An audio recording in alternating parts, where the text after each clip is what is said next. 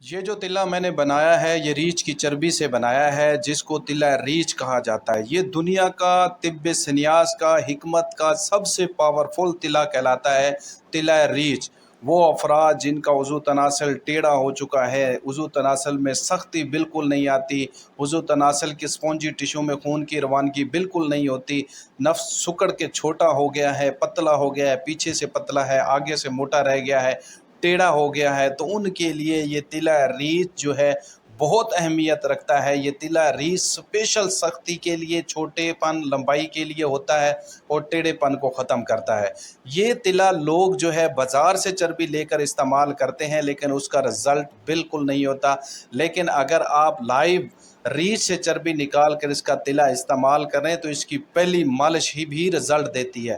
وہ افراد جو ہر طرف سے مایوس ہو چکے ہیں، کہتے ہیں کہ تلے لگا لگا کے تھک گئے لیکن رزلٹ نہیں ملتا، ان کے لیے یہ اسپیشل تیار کیا گیا ہے جس کو تلا ریچھ کہتے ہیں، اور یہ دنیا کا سب سے پاورفل اور قدیم اور مشہور تلا ہے۔ طب سنیاس میں بھی بہت زیادہ مشہور ہے۔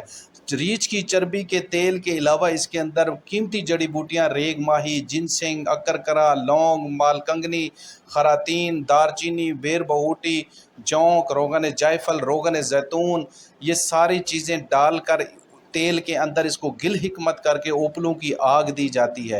اوپلوں کی آگ جب ٹھنڈی ہو جاتی ہے، اس تیل کو نکال کر اس کے اندر زعفران ڈال کر اس کو محفوظ کر لیا جاتا ہے اور اس کے بعد اس کو استعمال کرایا جاتا ہے۔ اس کی 20 سے 25 خوراکیں ہی بہت زیادہ ہوتی ہیں، 20 سے 25 مالش ہی مکمل رزلٹ دے دیتی ہے۔